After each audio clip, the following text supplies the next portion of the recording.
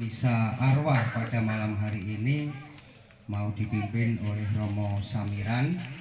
Oleh karena itu marilah kita siapkan hati kita tinggalkan alam keramaian ke alam hening menuju alam doa. Terima kasih, selamat malam.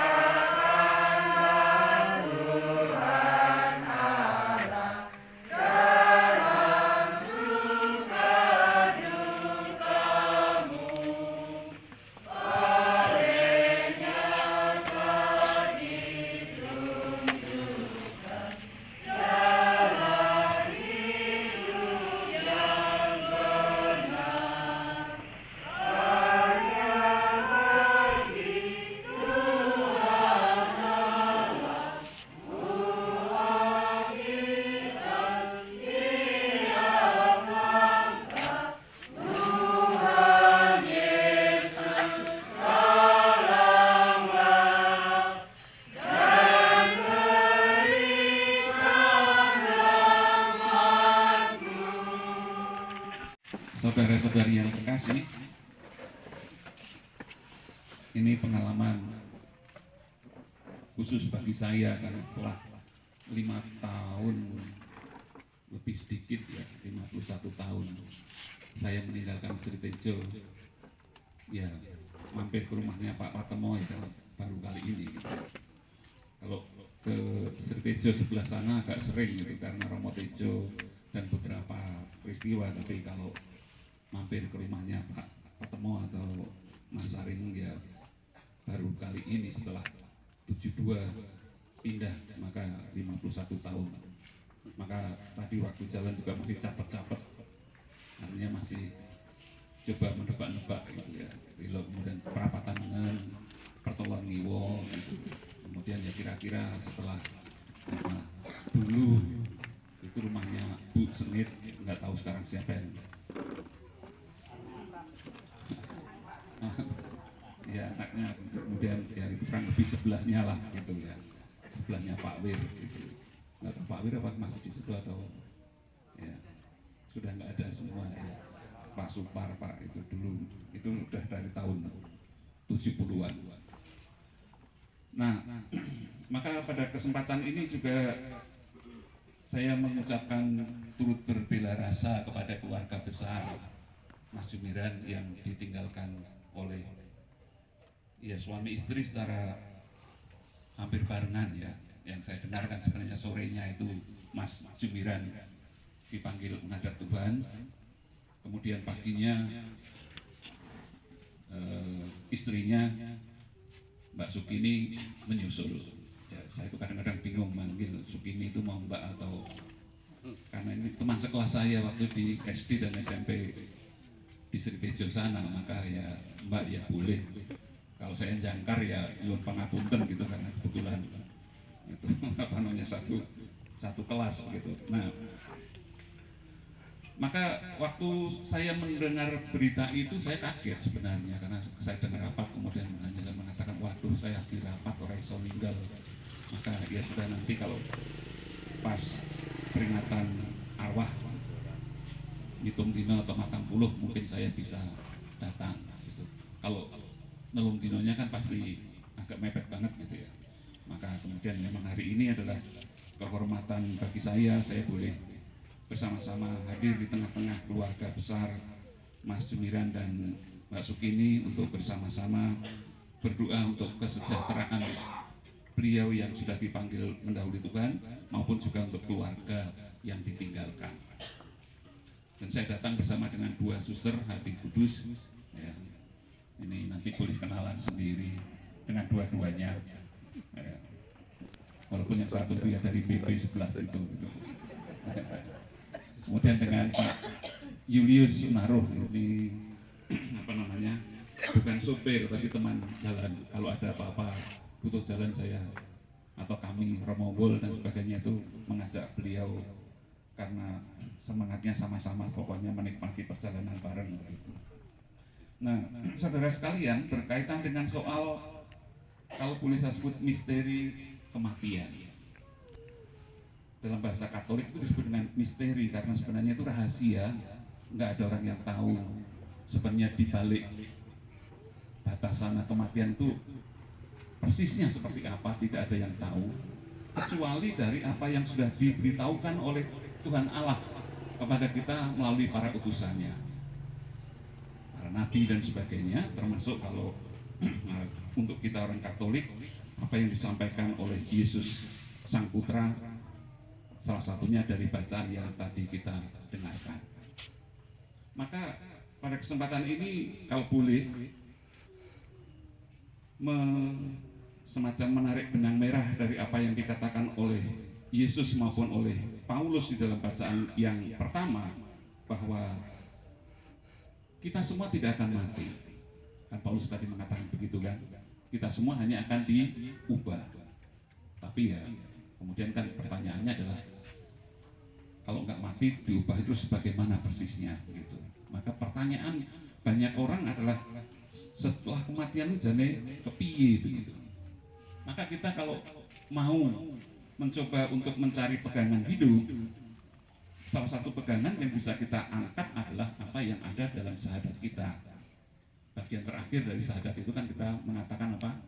Aku percayakan Roh Kudus, Gereja Katolik yang kudus, pengampunan dosa, kebangkitan badan, kehidupan kekal. Jadi kita semua percaya bahwa ada kebangkitan badan, ada kehidupan kekal.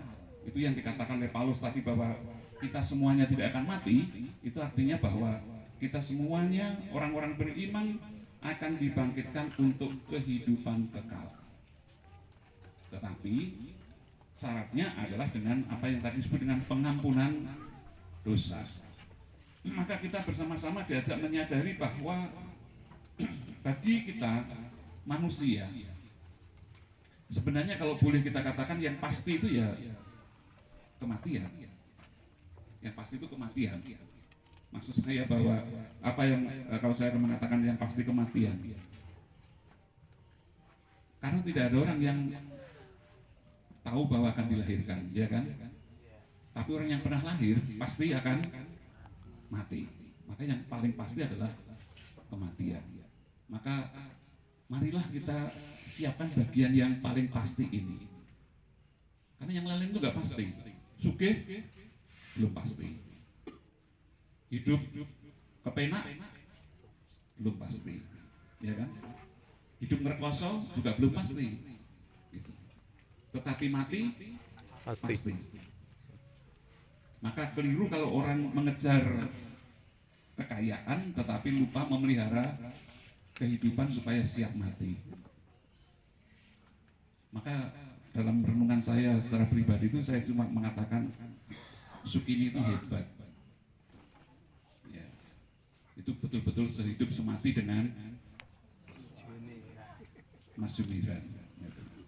Jarang terjadi suami istri meninggal bareng atau hampir bareng, padahal kedua-duanya sehat walafiat. Ya kalau karena kecelakaan lain soal kan gitu, atau karena kemarin pandemi COVID gitu ya masih bisa gitu ya. Tetapi ini waras wiris gitu ya. Sehat walafiat kok bisa ya. Bahkan juga tadi saya sepintas masih sempat mendengar bahwa bahkan waktu nyuceni atau memandikan Pak Jumiran itu juga Sukini juga ikut memandikan, artinya masih segar bugar gitu. Tapi ternyata ya Tuhan tidak memisahkan mereka, dan akhirnya pagi harinya yang saya dengar kemarin itu sekitar jam 8-an pagi ya, itu Sukini kemudian dipanggil untuk menyusul suaminya. Maka kembali lagi pertanyaan kita, apa sebenarnya yang ada di balik misteri kematian? Tidak ada orang yang tahu persis tentang itu kecuali atas dasar apa yang kita terima dari wahyu ilahi tadi. Yang kedua, kita semua orang Kristiani percaya bahwa orang yang memiliki iman maka dia ada di jalan keselamatan. Ada di jalan keselamatan. Saya pakai istilah yang jelas, jalan ke keselamatan. Saya tidak mengatakan bahwa wong sing beriman mati mlebu swarga, enggak. Kalau mau katakan mlebu swarga ya saya akan pakai istilah bahwa orang yang beriman kalau dia meninggal dia akan masuk ke surga. Nah, akannya itu seberapa banyak, seberapa lama, seberapa panjang akannya, ini persoalannya kan begitu. Maka dalam syahadat yang panjang itu kan juga ada iman atau rumusan iman tentang tempat penantian, atau dalam bahasa dogmatis kita juga tahu apa yang disebut dengan apa namanya, api penyucian, bukan pencucian. Kalau api pencucian itu kan kata dasarnya cuci, dari kotor jadi bersih kan gitu. Tapi kalau penyucian itu kata dasarnya suci, dari berdosa disucikan. Mengapa kok penyucian suci? Karena gagasan dan harapan kita orang beriman kan sebenarnya kalau kita mati kita boleh akhirnya masuk surga, ya kan? Masuk surga itu adalah apa itu surga? Surga itu adalah tempat Allah tinggal. Siapa itu Allah? Secara umum kita semua mau Katolik atau enggak Katolik akan mengatakan yang sama. Allah itu adalah Dia yang Maha Kudus, Dia yang Maha Suci.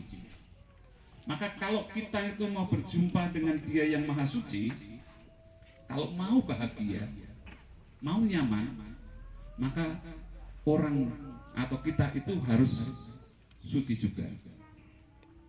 Kalau enggak, kalaupun masuk surga ya enggak nyaman gitu. Kurang percaya, kita boleh membuat pembanding begini. Ini kita kumpul semua untuk bersama-sama berdoa. Paling tidak, saya yakin bahwa Anda sekalian, saudara sekalian itu sudah tadi membersihkan diri dan pakai pakaian yang dianggap pantas, ya kan? Coba seandainya ini, ya ini pengandaian. Ada orang yang ternyata ikut datang ke sini, nggak tahu kalau ini pas ada apa namanya, sembahyangan mitung dino, kemudian hanya sekedar pakai kolor dan pakai singlet, ya, kemudian bebetan sarung. Kalaupun boleh masuk, kira-kira nyaman nggak?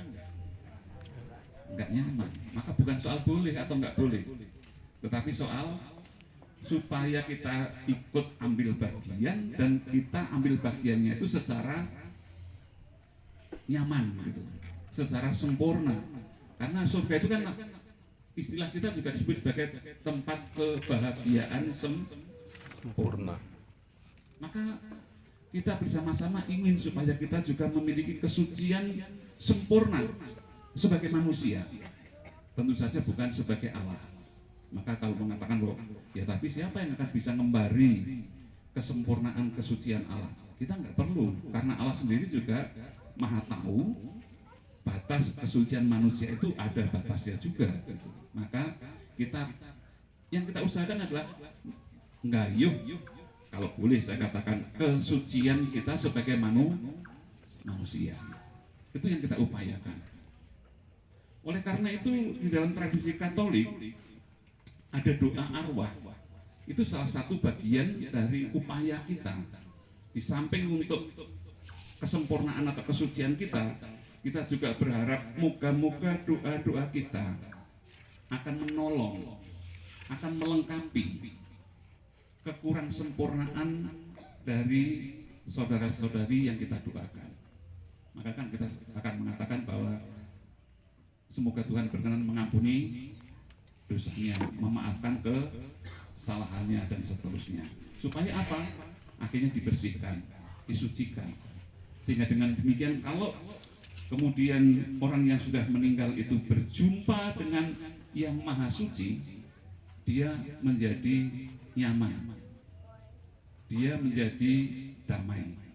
dia menjadi bahagia. Sekali lagi bukan soal boleh atau tidak boleh.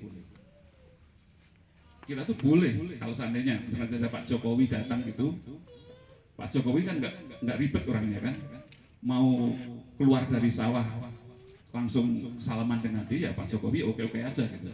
Tetapi orang yang baru mentas dari sawah tadi kan pasti nggak nyaman kan gitu, merasa tidak, walah kayak ini kayak nekat kan gitu.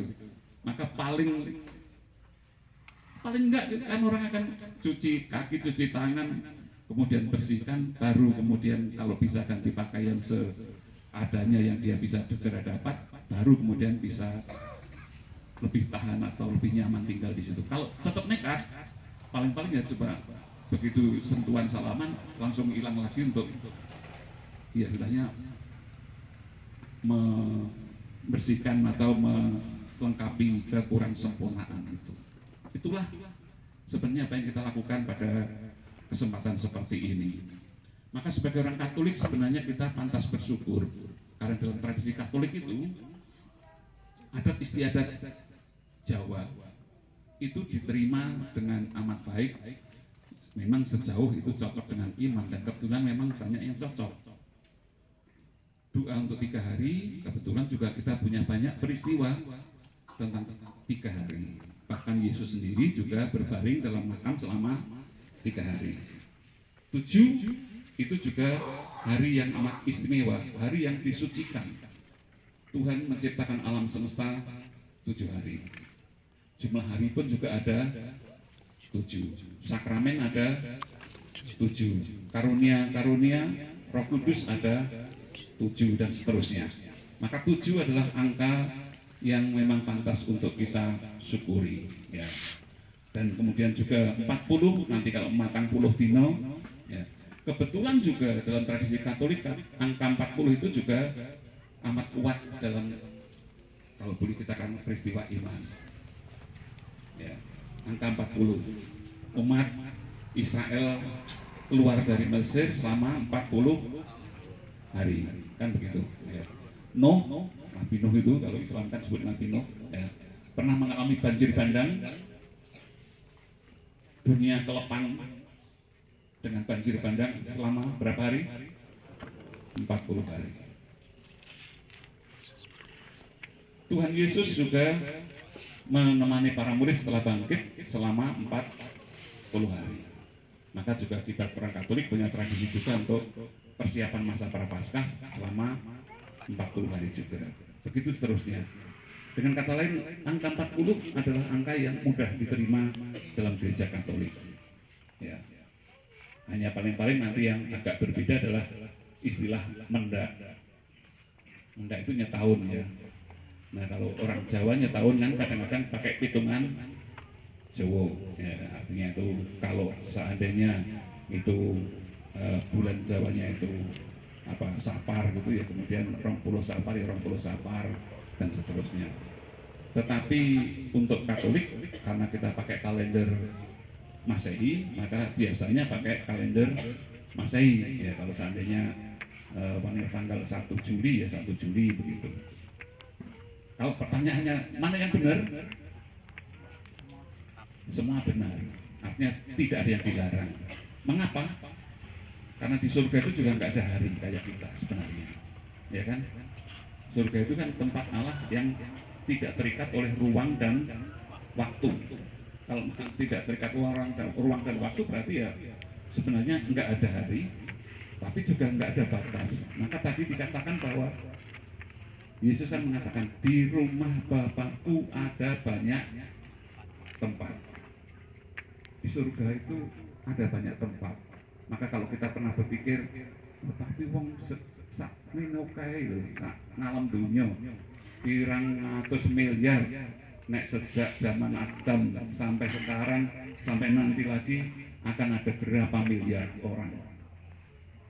Yesus sendiri mengingatkan bahwa Allah pernah mengatakan, pernah menyatakan kepada kita bahwa di rumah Bapakku, di rumah Allah ada banyak tempat.